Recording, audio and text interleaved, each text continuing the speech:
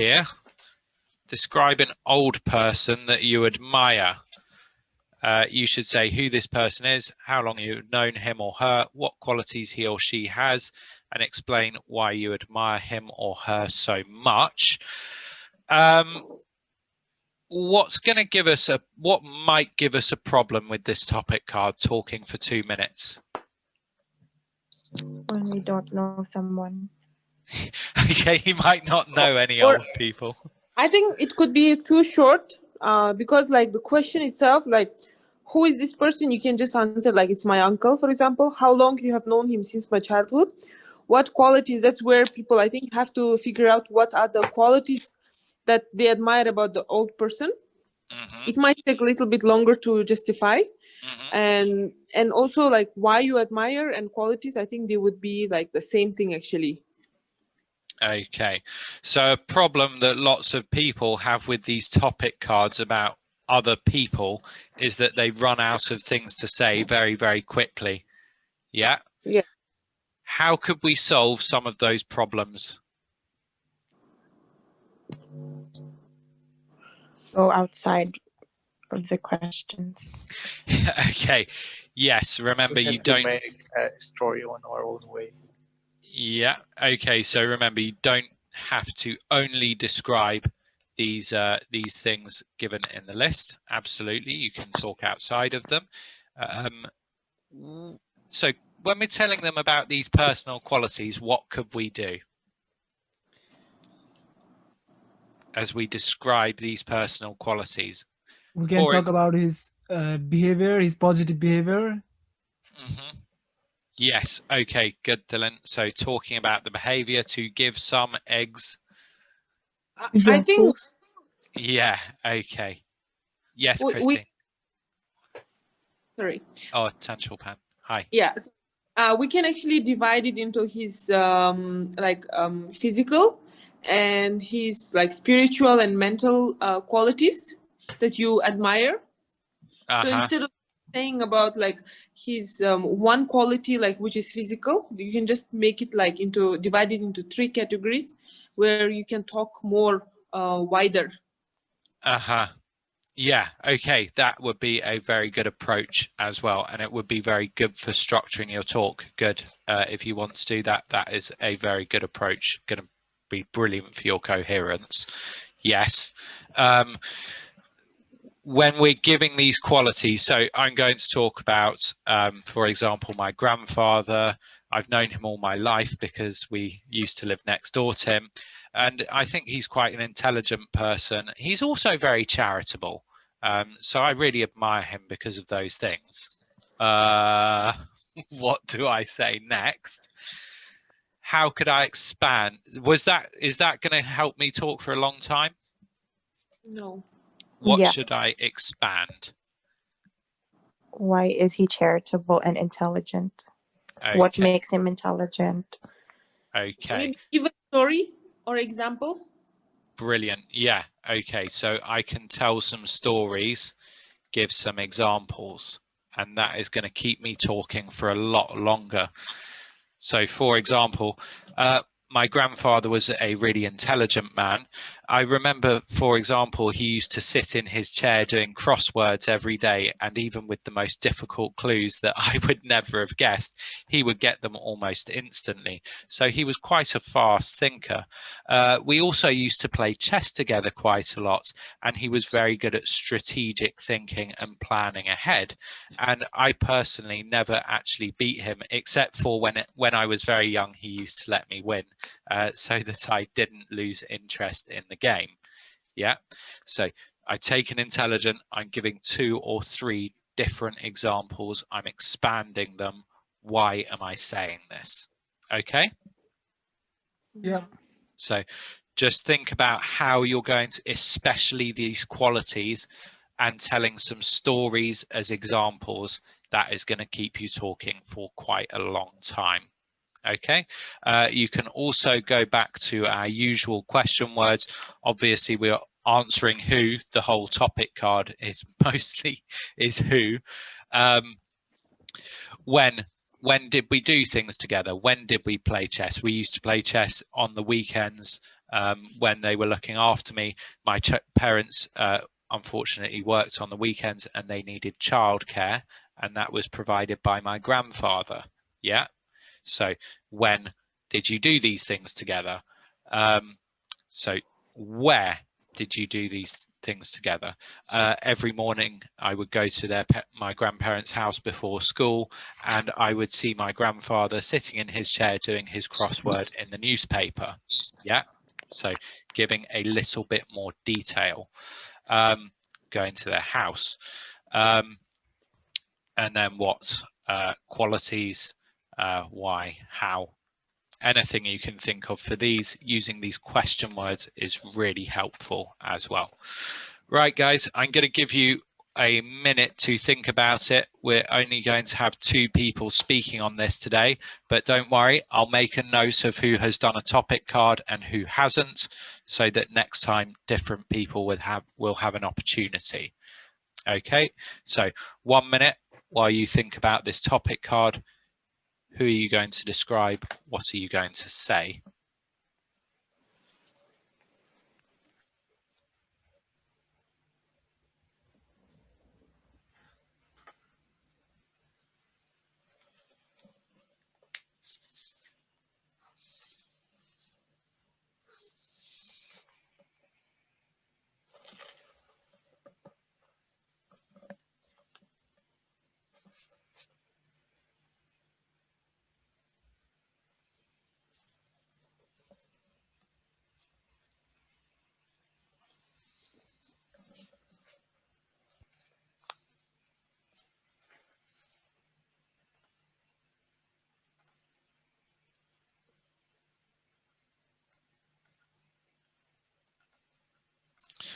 All right, that's 1 minute. Would anybody like to volunteer to be our first speaker? Anybody feeling brave? I would like to. Can? Okay, Tanshulpan.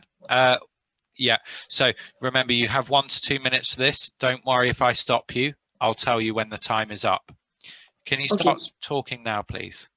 Okay, so the person that I want to talk about today is my husband's uncle. I have met him when he came to Malaysia 5 years ago. The first impression I had was his physical fitness.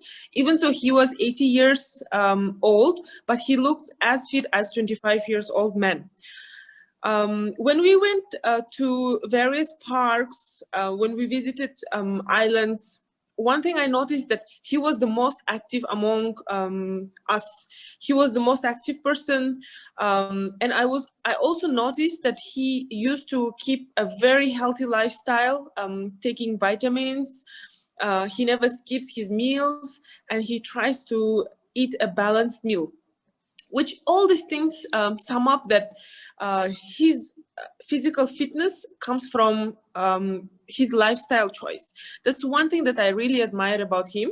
And on the other hand, I really admire his spirit. How young he feels about himself, how energetic he is, how he feels about life. He's so enthusiastic and he's really hopeful about life. And also, he is a very spiritually connected to God. He never skips his prayers, and also he's a very well-educated man. That's quite rare to see nowadays, at the age of 80, to be so strong physically, mentally, spiritually. Due to that reason, I really think that he is one of the admirable persons in an elderly age that I have met in my life. Besides that, he has another quality which like we cannot really catch up is okay, good. 2 minutes. Good, well done, Tanshulpan. Any feedback for Tanshulpan there? What do we think? Who thinks Tanshulpan speaking is good? Just unmute yourself and say. Yeah, I think she did really good. Okay, great, really good. Okay, what did you think was good there, Thilan? Because her vocabulary, her just like some of the very good vocabulary, like enthusiastic and the way she explained about she think almost like everything on this three topic: spiritual, mental, and physical. She just actually, I'm wondering how did she think so instant, so fast about all these topics? So the ideas that came under this topic. So I think these are the really good part of her speech. Okay, so Thilan is wondering, Tanshulpan, how you have managed to do it. How did you manage to do it? Can you share some Okay. tips? I work in marketing, so one of my daily task is to create stories. So we sell stories basically.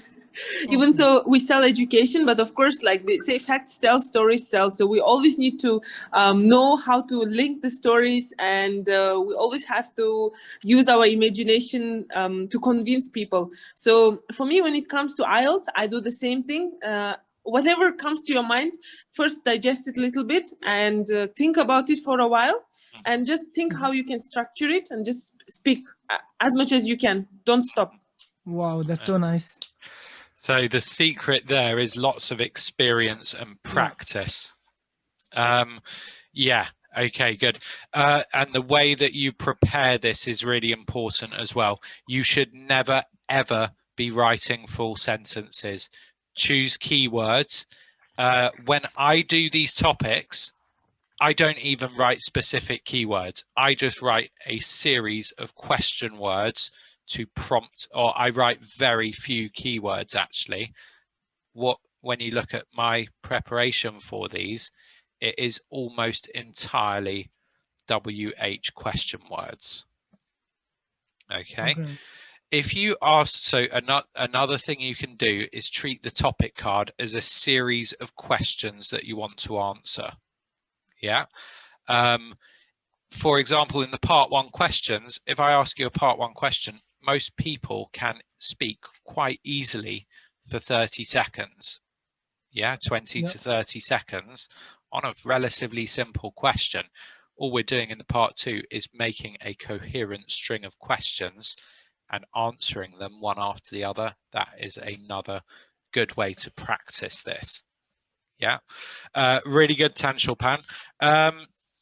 So feedback, as Thilan said, very good vocabulary, nice variety.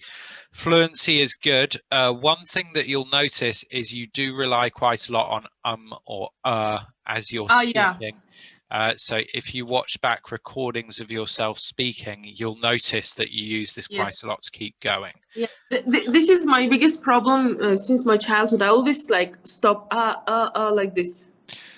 Christine, what does Tanshulpan need to do?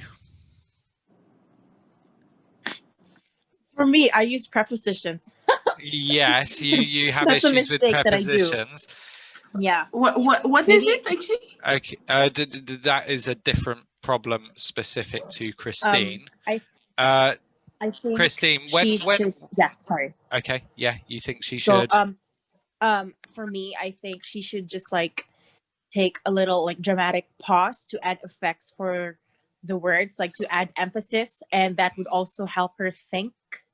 Okay. I guess. Talk Good. slowly. Good. Yeah. So Something that I also have to do. Yeah, exactly. Good that you're aware of it. Try and maybe slow things down a little bit, Tanshulpan. You're giving a lot of information very quickly. That's good, but you're not giving yourself time to think and to organize the sentences that you want to say, and that is coming through as pauses as you're speaking. Okay? That's right. So reach the end of a sentence, take a nice natural pause, think about it, continue. Okay, so a little bit, maybe reduce the speed a little bit because you talk really quickly. It's fantastic. Remember, fluency and talking very quickly are not the same thing. Okay, so I would just practice pacing yourself a little more and giving yourself, you're doing it so quickly, you're not giving yourself time to think. I know. I have this tendency to speak fast. Yeah. Like, too much information in very short while. Yeah, which is brilliant, but just if you pace yourself a little bit more, I think you'll notice that your fluency gets better, or the perception of fluency gets better. Yes, I think I should work on this. Yeah, give you. Yeah. Other than that, one point you were talking about, he was the most active person, and then you repeated it. So out of all of us, he was the most active person. A little bit of repetition there, not a major issue. In terms of tenses, I have met him 5 years ago. Oh yeah, I met him 5 years ago. Okay. Yeah. I've met him previously. Don't know when. When you add the time, the tense becomes wrong. Yeah. But you know, quite minor issues. Okay, good, and nice variety there as well. Thank you. Who else would like to go if we're not too put off by Tanshul Pan's performance? Anybody else would like to volunteer? I look. I do have a questions Yes, before we go on to the second one. Yeah, but good job, Tancho Pan. Look about the when Tancho Pan was saying that and then is it good way if we say like a filler, or we like a let me think, or in let me see or something like? The problem is it's so frequent that that a large part of the talk will become things like that. That's the issue. It's not using that. That's perfectly natural. It's the frequency with which it happens. And if you use a filler to the same effect, it's very, very noticeable. If anything, you might draw attention to it even more. I see. So it means if we use filler, try to not use it frequently. Is it correct? Yeah. So yes, you need to be a bit careful with fillers. It's not the fact that she's saying, you know, I do it all the time, but the thing is, I do it in a more measured way, and it's a lot less frequent and less noticeable. And if you replace it with fillers, like that's a common filler, it may draw even more attention to it. So it's the best way, rather than say we just be quiet and then speak slowly. Is a natural filler. There's nothing wrong with using in English. It's a completely normal filler. But the issue, so what she needs to do, she needs to slow down a little bit. This isn't a fluency problem necessarily. Part of it is fluency. She's not giving herself time to think and organize the sentences. And there is, with fluency, there is a very strong connection between first language fluency, second language fluency. It doesn't really matter. There's a connection between forming the ideas and actually speaking. The problem is when you're doing it in English, you may be doing some translation, you may be searching for words that you use less commonly. So if you get even the best English speakers into a very high level discussion, and they are looking for really precise high level vocabulary that they don't use often, the fluency starts to drop because they're thinking and trying to find the right word. Yeah. Got it. Part of it is about the frequency with which you use vocabulary as well. Yeah. Okay. So is it? I'm sorry. I mean, can I ask the second questions? Yeah. Yeah. You said that try to not do repetitions. Like she said that she repeat one sentence, I think, twice, and so it's not like it's like forbidden in speaking. Is it correct? It's not forbidden. It's not forbidden, but certainly there are there are descriptors in the fluency and coherence descriptors. If you look at them, it says things like uses repetition to keep going, and the higher you get, the less repetition there is. Okay. Yep. So it's not a massive mistake by any stretch, but it is something that I notice and pick up on, and it is something that they listen for. you can't repeat whole sentences multiple times because it starts to become a coherence issue.